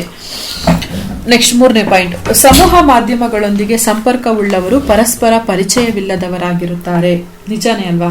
ಫಾರ್ ಎಕ್ಸಾಂಪಲ್, ರೇಡಿಯೋ, ದೂರದರ್ಶನ, ಪತ್ರಿಕೆಗಳು ಮತ್ತು ಇತರೆ ಮಾಧ್ಯಮಗಳಲ್ಲಿ ಶ್ರೋತ್ರ ಬಾಂಧವರೇ, ಪ್ರಿಯ ವೀಕ್ಷಕರೇ, ನೆಚ್ಚಿನ ಓದುಗರೇ, ಕೇಳಿದಿರ ಇವೆಲ್ಲನೂ ಟಿವಿ ನೈನಲ್ಲಿ ಜಾಸ್ತಿ ಕೇಳ್ತಾ ಇರ್ತೀರಾ, ಪಬ್ಲಿಕ್ ಟಿವಿ ಎಲ್ಲ. ಪ್ರಿಯ ವೀಕ್ಷಕರೇ, ನಾನಿವತ್ತು ನಿಮಗೊಂದು ವಿಚಾರವನ್ನ ಹೇಳ್ತೀನಿ. ಪ್ರಿಯ ಯಾವಾಗವರೆಗೂ ಆ ಒಂದು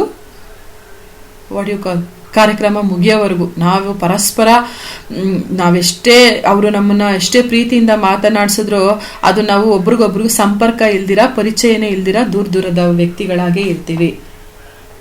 ಕಾರ್ಯಕ್ರಮ ಮುಗಿಯುವವರೆಗೂ ಮಾತ್ರ ಆ ಮಾತು. ಅನಂತರ ಶ್ರೋತೃಗಳು ಅನಾಮಿಕರು. ಕಾರ್ಯಕ್ರಮ ನಡೆಸಿಕೊಡುವವರಿಗೆ ನಮ್ಮ ಶ್ರೋತೃಗಳು ಯಾರು ಏನು ಎತ್ತ ಏನು ತಿಳಿದಿರೋದಿಲ್ಲ. ಅಲ್ಲದೆ ಸಮೂಹ ಮಾಧ್ಯಮಗಳಲ್ಲಿ ಪ್ರೇಕ್ಷಕ ವರ್ಗದಿಂದ ನೇರವಾಗಿ ಪ್ರತಿಕ್ರಿಯೆಯನ್ನು ತಿಳಿಯಲಾಗುವುದಿಲ್ಲ. ಪತ್ರಗಳ ಮುಖಾಂತರ ಅಥವಾ ಸಮೀಕ್ಷೆಯ ಆಧಾರದಿಂದ ಅವರ ಅಭಿಪ್ರಾಯಗಳನ್ನು ಸಹ ಅರಿಯಬೇಕಾಗುತ್ತದೆ. ಆದರೆ ಭಾಷಣ ಮಾಡುವಾಗ, ಪಾಠ ಮಾಡುವಾಗ, ಹಾಡುವಾಗ, ನಾಟಕಗಳಲ್ಲಿ ಅಭಿನಯಿಸುವಾಗ ಪ್ರೇಕ್ಷಕರ ಪ್ರತಿಕ್ರಿಯೆಗೆ ಅನುಗುಣವಾಗಿ ವರ್ತಿಸಬಹುದು, ನಿಲುವನ್ನು ಬದಲಿಸಿಕೊಳ್ಳಬಹುದು. ಎಸ್, ಅಂದ್ರೆ ನಾವು ಈ ತರ ದೂರದಿಂದ ನೋಡಿದಾಗ ಅಥವಾ ಪರಸ್ಪರ ಪರಿಚಯ ಇಲ್ಲದೆ ಇದ್ದಾಗ ಏನಾಗೋದಿಲ್ಲ, ಸಂಪರ್ಕ ಸ್ಟಾರ್ಟ್ ಆಗೋದಿಲ್ಲ, ಮತ್ತೆ ಇಂಟರಾಕ್ಷನ್ಗೆ ಸಾಧ್ಯ ಇರೋದಿಲ್ಲ. ಅದೇ ನಾವು ಹತ್ರ ಇದ್ದಾಗ, ನಾಟಕ ನೋಡ್ಬೇಕಾದಾಗ, ಹಾಡುಗಳನ್ನ ಆಡೋ ಟೈಮಲ್ಲಿ, ಇಂಥ ಟೈಮ್ಗಳಲ್ಲಿ ಪ್ರತಿಕ್ರಿಯಿಸುವಂತಹ ನಿಲುವುಗಳನ್ನು ನಾವು ಬದಲಾಯಿಸ್ಕೋಬಹುದು. ಇನ್ನು ನೆಕ್ಸ್ಟ್, ಸಮೂಹ ಮಾಧ್ಯಮಗಳಲ್ಲಿ ಸಂದೇಶವು ವೇಗವಾಗಿ ಚಲಿಸುತ್ತದೆ. ಇದಂತೂ ಪಕ್ಕ. ಯಾವುದೋ ಒಂದು ವಿಚಾರಗಳು, ಎಸ್ಪೆಷಲಿ ಇವತ್ತು ಸಮೂಹ ಮಾಧ್ಯಮಗಳಲ್ಲೇ ತುಂಬಾ ಹವಾ ಮೇಂಟೈನ್ ಮಾಡ್ತಾ ಇರೋ ಮಾಧ್ಯಮ ಯಾವ್ದಪ್ಪ ಅಂದ್ರೆ ಸೋಷಿಯಲ್ ಮೀಡಿಯಾ. ಯಾವ್ದದು? ಸಾಮಾಜಿಕ ಮಾಧ್ಯಮ. ನಾವು ಎಲ್ಲ ಸೇರ್ಕೊಂಡು ಕ್ರಿಯೇಟ್ ಮಾಡಿದೀವಲ್ಲ, ಒಂದು ಸಣ್ಣ ವಿಚಾರ ಆದ್ರೂ ಸಹ ಬಹುಬೇಗ ಅದು ವೈರಲ್ ಆಗ್ಬಿಡುತ್ತೆ, ಬಹುಬೇಗ ಚಲಿಸ್ಬಿಡುತ್ತೆ. ಅಂದ್ರೆ ಇರುವಂತಹ ಮಾಧ್ಯಮಗಳಿಗಿಂತ ಬಹುಬೇಗವಾಗಿ ಕೆಲಸ ಮಾಡ್ತಾ ಇರುವಂತಹ ಮಾಧ್ಯಮ ಯಾವ್ದಪ್ಪ ಅಂತ ಹೇಳಿದ್ರೆ ಸೋಷಿಯಲ್ ಮೀಡಿಯಾ. ಹಾಗಾಗಿ ಸಮೂಹ ಮಾಧ್ಯಮಗಳಲ್ಲಿ ಸಂದೇಶವು ವೇಗವಾಗಿ ಚಲಿಸುತ್ತದೆ. ಅದು ಮೇ ಬಿ ಮುದ್ರಿತವಾಗುವಂತಹ ವಿಚಾರಗಳಾಗಬಹುದು ಅಥವಾ ಪ್ರಸಾರವಾಗ್ತಾ ಇರುವಂತಹ ವಿಚಾರಗಳಾಗಿರಬಹುದು. ಸಾರ್ವಜನಿಕರಿಗೆ ಅದು ಬೇಗ ಹೋಗಿ ಅತ್ಯಂತ ಬೇಗವಾಗಿ ಅದು ತಲುಪ್ತಾ ಇದೆ. ಇನ್ನು ನೆಕ್ಸ್ಟ್, ಸಮೂಹ ಮಾಧ್ಯಮಗಳಲ್ಲಿ ಸಂದೇಶ ವೇಗ ಆಯಿತು. ಇಲ್ಲಿ ಸಮೂಹ ಮಾಧ್ಯಮಗಳಲ್ಲಿ ಪ್ರಸಾರವಾಗುವ ಕಾರ್ಯಕ್ರಮಗಳು ತಾತ್ಕಾಲಿಕ ಆಸಕ್ತಿಯನ್ನ ಹೊಂದಿರುತ್ತದೆ. ಹೇಗೆ? ಸಮಯಕ್ಕಷ್ಟೇ ಪ್ರಾಧಾನ್ಯತೆಯನ್ನ ಪಡೆಯುತ್ತೆ ಅವು. ಅದಾದ್ಮೇಲೆ ಒಂದಷ್ಟು ದಿನ ಆದ್ಮೇಲೆ ತಾತ್ಕಾಲಿಕ ಆಸಕ್ತಿ ಅಷ್ಟೇ ಅಲ್ವಾ, ಟೆಂಪರವರಿ ಅದಾದ್ಮೇಲೆ ನಾವು ಅದನ್ನ ಮರೆತು ಹೋಗ್ಬಿಟ್ಟಿರ್ತೀವಿ. ಓದಿದ ನಂತರ ಪತ್ರಿಕೆ, ನೋಡಿದ ಸಿನಿಮಾ, 1 ಗಂಟೆ ಮುಂಚೆ ಪ್ರಸಾರವಾದ ರೇಡಿಯೋ ಕಾರ್ಯಕ್ರಮಗಳಿಗೆ ಹೆಚ್ಚಿನ ಬೆಲೆ ಇರುವುದಿಲ್ಲ. ನೋಡಿ, ಸಿನಿಮಾನು ಅಷ್ಟೇ, ಎಷ್ಟು ದಿನ ಬೆಲೆ ಇರುತ್ತೆ, ಸಖತ್ತಾಗಿದೆ ಮಗ ನೀನು ಹೋಗಿ ನೋಡ್ತೋ ಅಂತ 1 ದಿನ 2 ದಿನ ಹೇಳ್ತೀವಿ, ಆಮೇಲೆ ನಾವು ತೆಪ್ಪಗಾಗೋಗ್ತೀವಿ. ಓಕೆ, ಸೊ ಸಮ್ಟೈಮ್ಸ್ ಕೆಲವೊಂದು ಕಾರ್ಯಕ್ರಮಗಳು ತಾತ್ಕಾಲಿಕ ಆಸಕ್ತಿಯನ್ನ ಹೊಂದಿರುತ್ತೆ. ನೆಕ್ಸ್ಟ್, ಸಮೂಹ ಸಂವಹನಕ್ಕೆ ವ್ಯವಸ್ಥಿತವಾದ ಕಾರ್ಯಕ್ರಮ ಅಗತ್ಯವಾಗಿದೆ. ಎಸ್, ಇದಂತೂ ನಿಜ. ಆತರವಾಗಿ ಜವಾಬ್ದಾರಿ ಇಲ್ದಿರ ಹೆಂಗಂದ್ರೆ ಹಂಗೆ ಕಾರ್ಯಕ್ರಮಗಳನ್ನ ನಡ್ಸೋಕ್ಕಾಗೋದಿಲ್ಲ ಎಲ್ಲಿ ಸಮೂಹ ಮಾಧ್ಯಮ. ಯಾಕಂದ್ರೆ ಲಕ್ಷಾಂತರ ಜನ, ಕೋಟಿ ಜನ ಕೂತ್ಕೊಂಡು ನೋಡ್ತಾ ಇರ್ತಾರೆ. ಅಲ್ಲಿರುವಂತಹ ಆಡಳಿತಗಾರರು, ಕೆಲಸಗಾರರು, ವೈಜ್ಞಾನಿಕ ನೆರವು, ಟೆಕ್ನಿಕಲ್ ಸಪೋರ್ಟು ಇವೆಲ್ಲವೂ ಸಹ ಬೇಕಾಗುತ್ತೆ. ಅದರ ಜೊತೆಗೆ ಹೆಚ್ಚಿನ ಹಣ ಮತ್ತು ಬಂಡವಾಳನೂ ಬೇಕಾಗುತ್ತೆ. ಹಾಗಾಗಿ ನಾವು ವ್ಯವಸ್ಥಿತವಾದಂತಹ ಕಾರ್ಯಕ್ರಮಗಳನ್ನ ಮಾತ್ರ ನಾವು ಸಮೂಹ ಸಂವಹನಗಳಲ್ಲಿ ನೋಡೋದಿಕ್ಕೆ ಸಾಧ್ಯ. ನೆಕ್ಸ್ಟ್ ಯಾವುದು? ಸಮೂಹ ಮಾಧ್ಯಮಗಳು ಉನ್ನತವಾದ ಧ್ಯೇಯ ಹಾಗೂ ಮೌಲ್ಯಗಳನ್ನ ಹೊಂದಿರುತ್ತದೆ.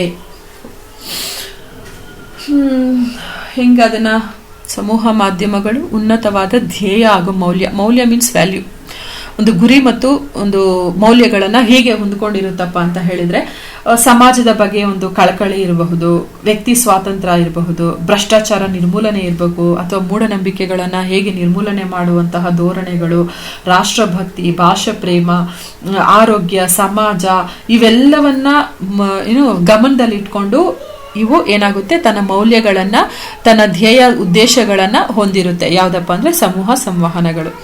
ಲಾಸ್ಟ್ ಒನ್, ಸಮೂಹ ಮಾಧ್ಯಮಗಳಿಗೆ ಕೆಲವೊಂದು ನೈತಿಕ ಜವಾಬ್ದಾರಿಗಳಿರುತ್ತೆ. ನೈತಿಕ ಅಂತ ಹೇಳಿದ್ರಪ್ಪ ಅಂದ್ರೆ ನೈಜ, ಅಂದ್ರೆ ನಿಜವಾಗ್ಲೂ ನಡೆದಿರುವಂತಹ ಘಟನೆಗಳು.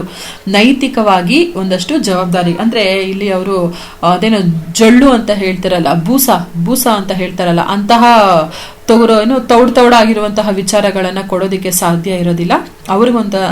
ಅವರಿಗೆ ಅನ್ನುವಂತಹ ಒಂದು ನೈತಿಕ ಸವಾಲುಗಳು ಸಹ ಇರುತ್ತೆ. ಹಾಗಾಗಿ ಫಾರ್ ಎಕ್ಸಾಂಪಲ್, ಒಂದು ಸಭ್ಯತೆಯಿಂದ ಹೊಣೆಗಾರಿಕೆಯನ್ನ ಹೊತ್ತು ಅವರು ಕೊಡಬೇಕಾಗುತ್ತೆ. ಮತ್ತೆ ಧರ್ಮಗಳ ನಡುವೆ, ಜಾತಿಗಳ ನಡುವೆ ವೈಷಮ್ಯಗಳು ಇವುಗಳ ಕಾರಣ ಆಗಿರಬಾರದು. ನೋಡ್ಕೊಂಡು ಅವರು ಒಂದಷ್ಟು ಜವಾಬ್ದಾರಿಗಳನ್ನು ಇಟ್ಕೊಂಡು ಯಾವುದು ಸತ್ಯ ಯಾವುದು ಅಸತ್ಯ ಅಂತ ಪರಿಗಣಿಸಿ ಅವರು ಏನ್ ಮಾಡ್ಬೇಕಾಗುತ್ತೆ, ಕಾರ್ಯಕ್ರಮಗಳನ್ನು ನಡೆಸಬೇಕಾಗುತ್ತೆ. ಎಸ್, ಟೋಟಲ್ ಆಗಿ ಕನ್ಕ್ಲೂಷನ್ ನೋಡೋದಾದ್ರೆ, ಯುವಕರಿಗೆ, ಅವಿದ್ಯಾವಂತರಿಗೆ, ಪ್ರಪಂಚದ ಅರಿವಿರದ ಮುಗ್ಧರ ಪರವಾಗಿ ಶ್ರಮಿಸುವ ಜವಾಬ್ದಾರಿ ಸಮೂಹ ಮಾಧ್ಯಮಗಳಿಗೆ ಇದೆ ಅಂತ ಹೇಳಿದ್ರೆ ತಪ್ಪಾಗೋದಿಲ್ಲ. ಸೊ ನಾವು ಟೋಟಲ್ ಏನೇನು ನೋಡಿದ್ವಿ ಈಗ? ಸಂಪರ್ಕ ಅಂದ್ರೆ ಏನು, ಸಮೂಹ ಅಂದ್ರೆ ಏನು, ಸಂವಹನ ಅಂದ್ರೆ ಏನು, ಮತ್ತೆ ಸಂವಹನವಾಗಿ ಮಾರ್ಪಾಡೋದಕ್ಕೆ ಕಾರಣ ಏನು, ವಾಟ್ ಈಸ್ ಕಮ್ಯುನಿಕೇಶನ್, ಅಂಡ್ ವಿವಿಧ ರೀತಿಯ ಸಂಕೇತಗಳು ಅಂದ್ರೆ ಏನು, ಆಮೇಲೆ ಸಂವಹನದ ಇತಿಹಾಸ, ಹಿಸ್ಟ್ರಿ ಆಫ್ ಕಮ್ಯುನಿಕೇಶನ್, ಅದರಲ್ಲಿ ಚಿತ್ರಲಿಪಿ, ಭಾವಲಿಪಿ, ಅಕ್ಷರಲಿಪಿ, ಅಂಡ್ ವಾಟ್ ಈಸ್ ಗ್ರೂಪ್ ಅಥವಾ ಮಾಸ್ ಕಮ್ಯುನಿಕೇಶನ್, ಅಂಡ್ ಆ ಮಾಸ್ ಕಮ್ಯುನಿಕೇಶನ್ ಫೀಚರ್ಸ್ ಏನು, ಅದರ ಲಕ್ಷಣವೇನು, ಟೋಟಲ್ ಜವಾಬ್ದಾರಿಯನ್ನು ಹೊತ್ತಿರುವಂತಹ ಸಮೂಹ ಮಾಧ್ಯಮಗಳ ಒಟ್ಟಾರೆ ಚಿತ್ರೆಯನ್ನು ನಾವು ಇವಾಗ ನೋಡಿದ್ವಿ. ಸೊ ಕೂತ್ಕೊಂಡು ಮನೇಲಿ ವಿಡಿಯೋನ ಆದಷ್ಟು ಕೇಳ್ತಾ ಇರಿ. ಕೇಳ್ತಾನೆ ನಿಮಗೆ ಆಲ್ಮೋಸ್ಟ್ ನಿಮ್ಗೆ ಆ ಪಾಯಿಂಟ್ಸ್ ಎಲ್ಲ ಸಿಕ್ಬಿಡುತ್ತೆ. ನಾನು ಈ PPTಯನ್ನು ಯಾಕೆ ಇಷ್ಟು ಕಷ್ಟಪಟ್ಟು ಮಾಡಿದೆ ಅಂತ ಹೇಳಿದ್ರೆ, ಬುಕ್ಕನ್ನು ಓದ್ಕೊಂಡು ನೀವೇನೋ ದಬಾಕ್ತೀರಿ ಅಂತ ಹೇಳಿದ್ರೆ ಖಂಡಿತ ಅದು ಸಾಧ್ಯ ಆಗೋದಿಲ್ಲ. ನಿಮಗೋಸ್ಕರ ಕಷ್ಟಪಟ್ಟು ಮಾಡಿರುವಂತಹ video. Please make it use. And ಏನೇ ಡೌಟ್ ಇದ್ರೂ ಸಹ you can feel free to ask me any time. Take my number and you call ಮಾಡಿ ನನ್ನ ಹತ್ರ ಕೇಳ್ಬೋದು. Okay, thank you.